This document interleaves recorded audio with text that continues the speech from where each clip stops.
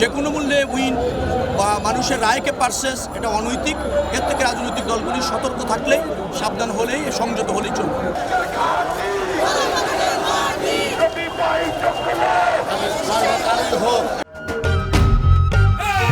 Vote দিব কিসে ধানের শীষে।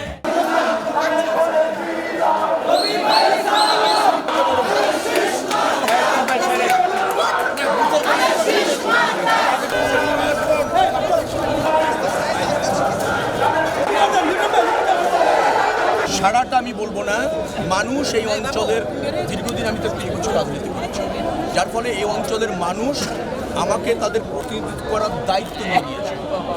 জনগণ দায়িত্ব নিয়ে নিয়েছে, যার ফলে আমি আশ্বস্ত যে তারা ধানের শীষের পক্ষে এবং আমার পক্ষে তাদের মূল্যবান রায় প্রদান করে আগামী দিনে তাদের প্রতিনিধিত্ব করার সুযোগ দেয়।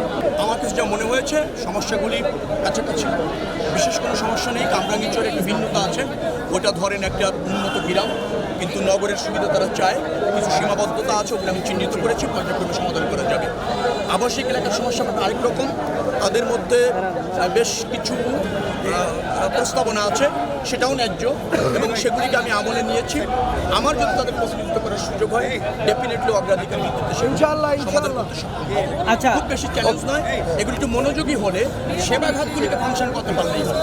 আচ্ছা, আপনি একটা অভিযোগ করেছিলেন যে বিকাশে টাকা দিয়ে একটা পক্ষ ভোট চাইছে, এটি কতটুকু সত্যতা রয়েছে বা না, এরকম চাচ্ছে সব জায়গায় আপনি পাবেন। আইন শৃঙ্খলা রক্ষাকারী বাহিনীও পেয়েছে, নির্বাচন কমিশনও পেয়েছে, আমিও জেনেছি এবং দেখেছি।